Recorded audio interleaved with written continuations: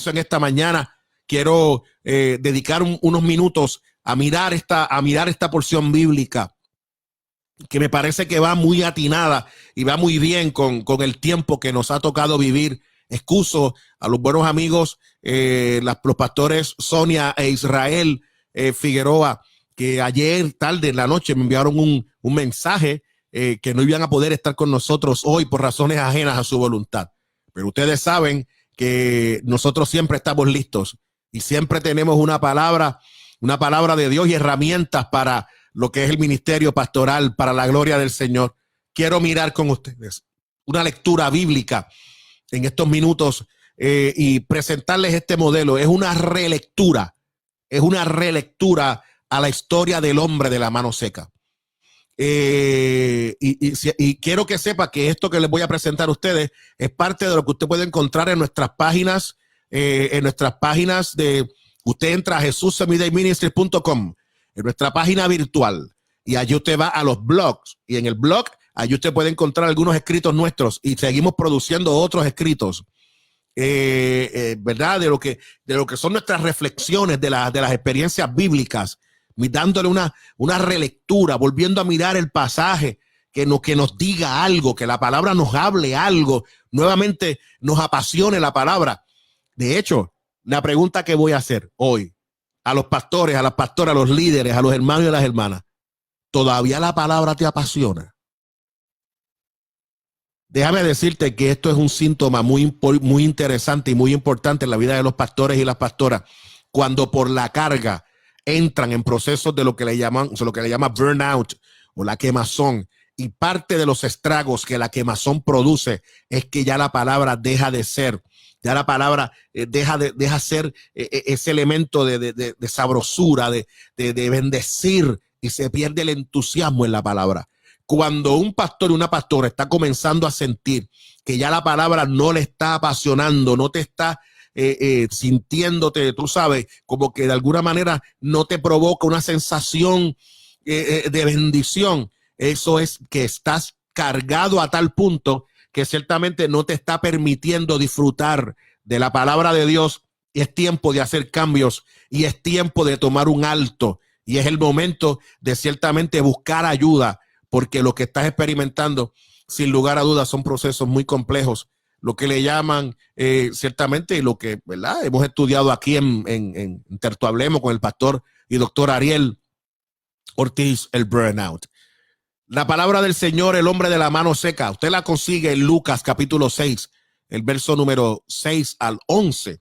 En estos minutos, esta palabra es interesante porque dice que en otro día Jesús, en un día de reposo, entró a la sinagoga y enseñaba. Y había un hombre allí que tenía la mano seca. Y los escribas y fariseos observaban atentamente a Jesús para ver si sanaba en el día de reposo, a fin de buscar una manera de acusarle. Pero él sabía lo que ellos estaban pensando. Y le dijo al hombre que tenía la mano seca: levántate y ven acá. Y él, levantándose, se acercó. Entonces Jesús le dijo: yo os pregunto, ¿es lícito en el día de reposo hacer bien o hacer mal, salvar una vida o destruirla? Y después de mirarlos a todos a su alrededor, le dijo al hombre: extiende tu mano. Y él lo hizo así, y su mano quedó sana. Pero ellos se llenaron de ira y discutían entre sí qué pudieran hacerle a Jesús. Es interesante porque vemos que Lucas nos presenta que Jesús entró a la sinagoga y enseñaba, y ahí vi un hombre que tenía la mano seca. No hay duda que Lucas desea presentar en este pasaje la necesidad de Jesús en cumplir con lo que se le había encomendado, cumplir con la tarea del reino de Dios. Las ciudades y las aldeas, hasta las sinagogas, eran visitadas por Jesús con la intención de compartir el reino de Dios. No había un lugar que Jesús no quisiera llegar para compartir las verdades del reino. Lucas recoge que recorría las sinagogas y participaba de las mismas, y la gente recibía con alegría sus enseñanzas. El capítulo 4, el verso 15, dice, y enseñaba en las sinagogas de ellos y era glorificado por todos. No solo Jesús fue a diferentes sinagogas a compartir la noticia del reino de Dios, sino que fue a la sinagoga donde se crió. Lucas capítulo 4, verso 16 dice, y vino a Nazaret, donde se había criado. En el día de reposo entró en la sinagoga conforme a su costumbre y se levantó a leer. Óigame, fue tan impactante la enseñanza de Jesús, que Juan recoge en el capítulo 12, el verso 42 y 43, dice que con todo esto, aún los gobernantes, muchos creyeron en él. Escuche bien, era tan impactante la enseñanza de Jesús, era tan poderosa la enseñanza, que muchos gobernantes creyeron en él, pero a causa de los fariseos no lo confesaban para no ser expulsados de la sinagoga, porque amaban más la gloria de los hombres que la gloria de Dios. Me parece que pudiéramos llamar a estas lecturas terremoto en la sinagoga. Ciertamente Jesús y sus enseñanzas revolucionaron el culto. El mensaje de Jesús trajo esperanza a los asistentes a tal punto que la gente se regocijaba con sus palabras. Después que Jesús salía de la sinagoga donde enseñaba, los dirigentes sabían que no sería igual la forma de operación de la misma. Jesús ponía la vara bien alta y los dirigentes religiosos, al no poder satisfacer el nivel de juego que Jesús establecía, simplemente buscaban la forma de hacerle caer y sacarlo del camino. Terremoto en la sinagoga. ¿Por qué? Porque Jesús comparte un mensaje de esperanza para los que ciertamente participaban de la liturgia. Fue tanto el celo de Jesús al ver que en la sinagoga no se procedía con esperanza, con esperanza se violentan. Y veía Jesús que se violentaban los niveles de santidad, que literalmente Isaías 56:7 dice, porque mi casa será llamada casa de oración para todos los pueblos.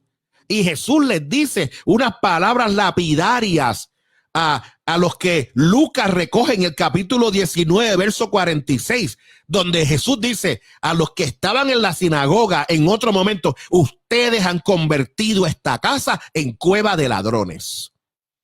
El doctor Daniel Esquipani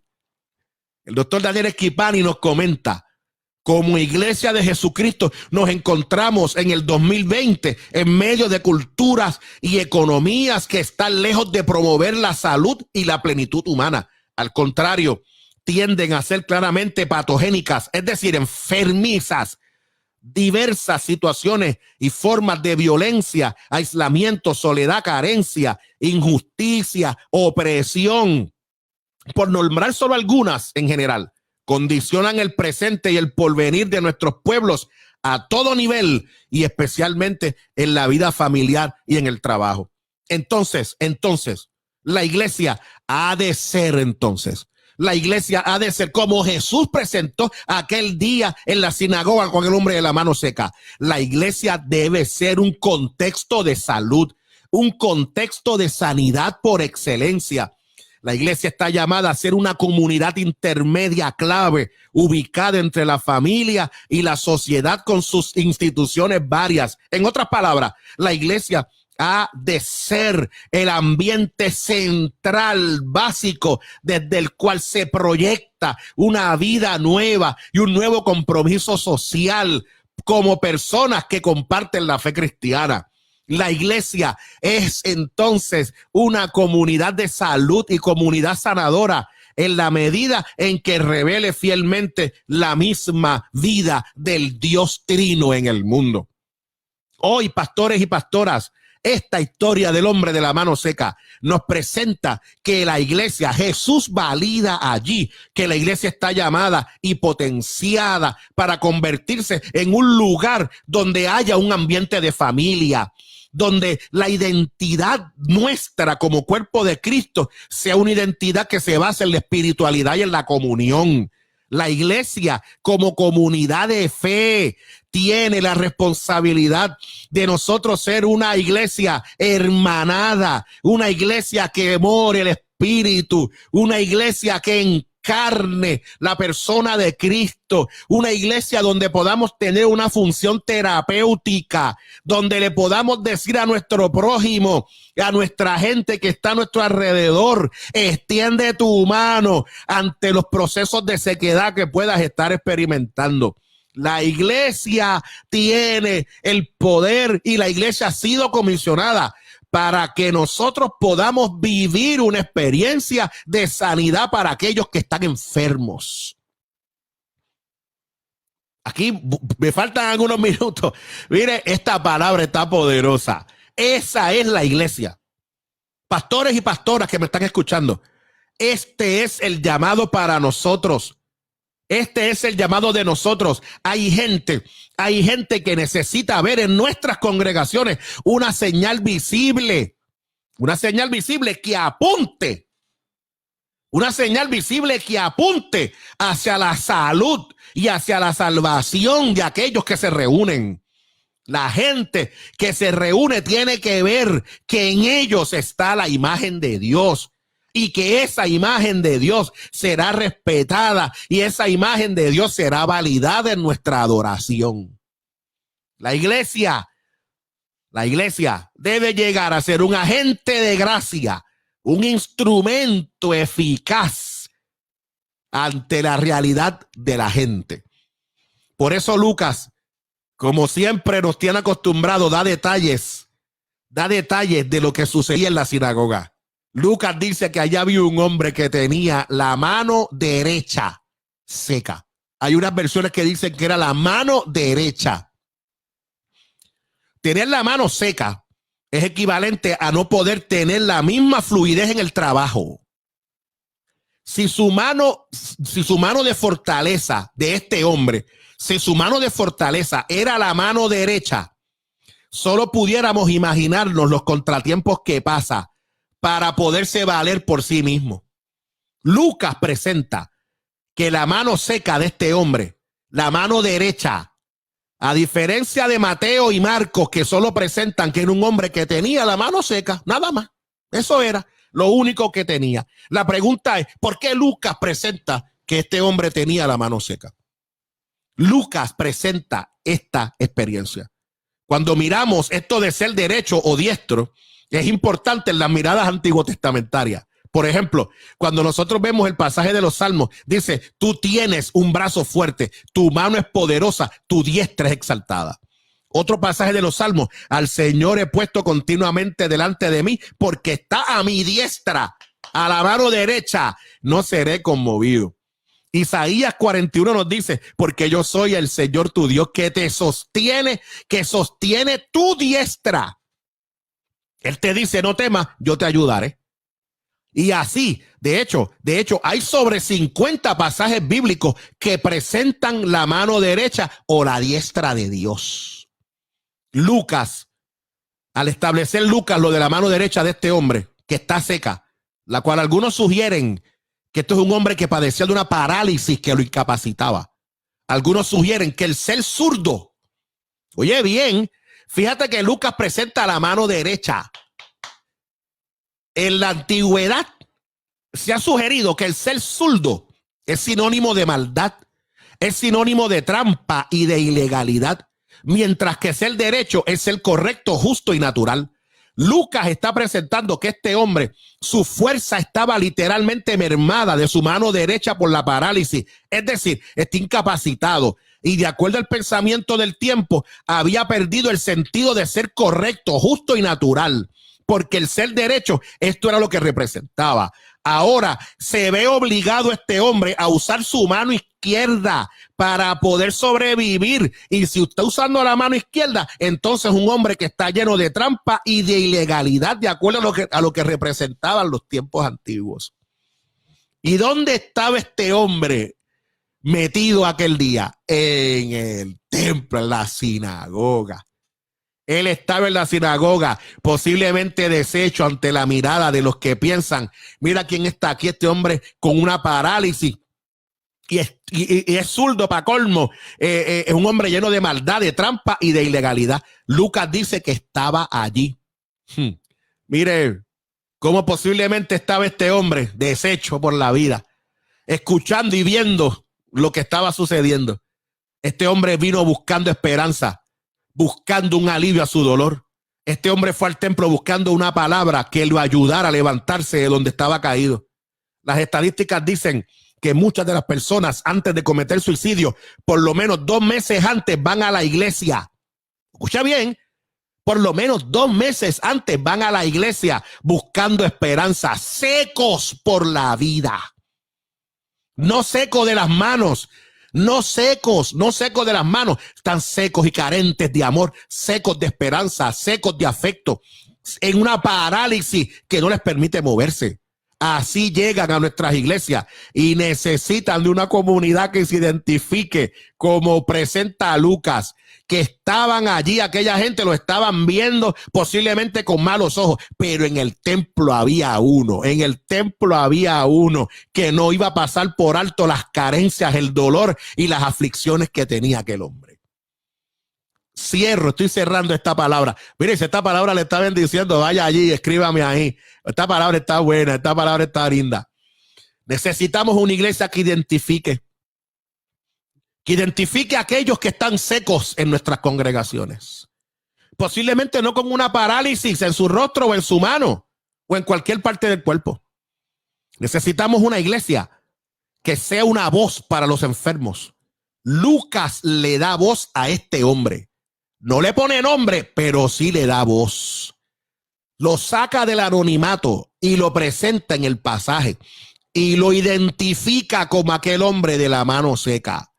Lucas le da voz a los que no tienen voz. Fíjense que en el relato este hombre simplemente no está, por el momento no está presentando alguna palabra. Simplemente está en el templo, allí. Pero en el templo, cuando nadie se daba cuenta de él, Jesús se dio cuenta. Hoy, este hombre que no tiene nombre, pero hoy yo estoy hablando de él porque Lucas le puso rostro al dolor de aquel hombre que estaba experimentando. La iglesia no puede pasar por alto el dolor de los que sufren. Iglesias, pastores, identifica a aquellos que de alguna manera están padeciendo necesidad. No los pases por alto. Cuando lleguen al culto, cuando lleguen a la reunión, cuando se conecten en Zoom, identifícalos. Dales una palabra, porque llegaron, se conectaron. Los que van a nuestras congregaciones, posiblemente lo que van es buscando una palabra de esperanza y no podemos permitir que se vayan por la puerta sin que sean reconocidas sus necesidades. Porque la iglesia tiene una voz de esperanza. Los escribas y los fariseos observaban atentamente a Jesús para ver si lo sanaba el día de reposo y a ver qué pasaba con ellos. Es importante mencionar que Lucas no esconde la realidad que mientras Jesús está envuelto enseñando en el ministerio, Jesús está enseñando, predicando y sanando, los escribas están detrás y los fariseos buscando la manera de hacerlo caer. Pastor y pastora, mientras tú estés haciendo la voluntad de Dios y mientras estés haciendo lo que Dios ha puesto en tus manos que haga, mira, te voy a decir lo que dice el texto bíblico y Lucas no lo esconde. Lucas no esconde que mientras Jesús está haciendo milagros y haciendo un montón de cosas, están los fariseos y los escribas. En Puerto Rico decimos jeringando. Así decimos en Puerto Rico. Para los que me están escuchando en otras partes de Latinoamérica, todos los que me están escuchando en diferentes partes del mundo. Mire, así lo dicen las escrituras. Y nosotros debemos de entender, pastores y pastoras, que mientras estemos haciendo la tarea, siempre vamos a tener detractores. Y siempre vamos a tener gente detrás, mire ahí, con el punching bag detrás de uno, buscando hacerte caer. Es importante que Lucas no esconde esa realidad. Voy a cerrar porque tengo a mi invitado ya, a mi próximo invitado listo, y viene también cargado con una información poderosa. Pero tengo que terminar. Mis palabras finales, permítame adelantar un poco el sermón. Esto está poderoso. Permítame mis palabras finales.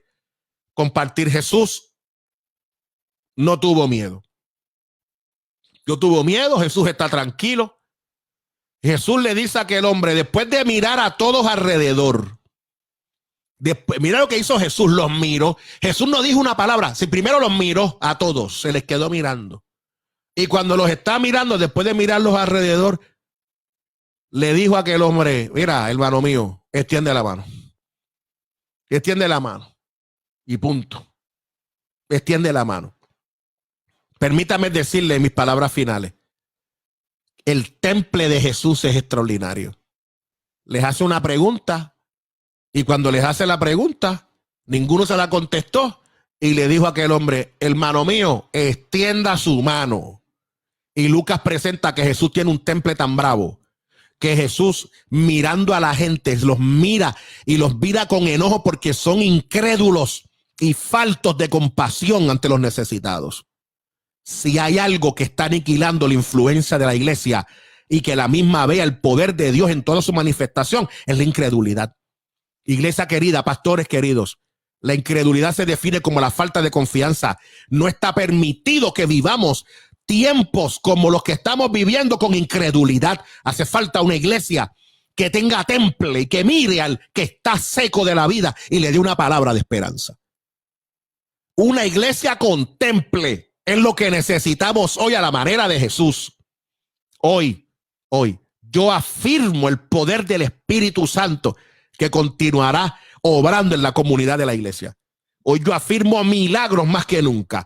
Hoy yo afirmo portentos, yo no sé cuántos lo creen. Hoy yo afirmo maravillas, hoy yo afirmo sanidades como nunca. Hoy yo afirmo que nuestras comunidades de fe no pasarán por alto a los que llegan secos y con parálisis en sus vidas. Hoy yo afirmo que la iglesia es una comunidad sanadora de esperanza, donde los que llegan abatidos y menesterosos saldrán de allí renovados y con esperanza. Y esta es palabra de Dios. Wow, gracias a los que se conectaron ahí con nosotros y gracias a los que me han enviado tantos lindos mensajes. Gracias a la pastora misionera Yané Cedeño, nos dice wow, poderoso. Gracias al pastor Ricardo Acevedo Cabán, poderosa palabra. Gracias a la pastora Elín Hernández, gracias a Medellín que nos dice poderoso, santo mi Dios. Gracias a ustedes. Gracias al pastor Heriberto Vega que nos dice poderosa palabra para la gloria de Dios. Si usted quiere leer algunas de estas cosas que yo estoy escribiendo por ahí, estos blogs, vaya a la página Jesús Semide Ministries, vaya a los blogs. Ahí tengo unos cuantos escritos interesantes para la gloria del Señor. Doy gloria a Dios en esta mañana. Pastores y pastoras, qué reto tenemos. Que nadie con la mano seca se vaya como llegó. Aún en los tiempos que estamos viviendo, afirmamos el poder del Espíritu para la gloria de nuestro Señor. Recuerda, comparte esta transmisión con otros y otras, ¿ok? Compártela para que otros y otras reciban esta palabra y que reciban estas herramientas para la gloria del Señor. Dios es bueno y para siempre es su misericordia. El Señor es maravilloso y nos da la oportunidad de poderle servir.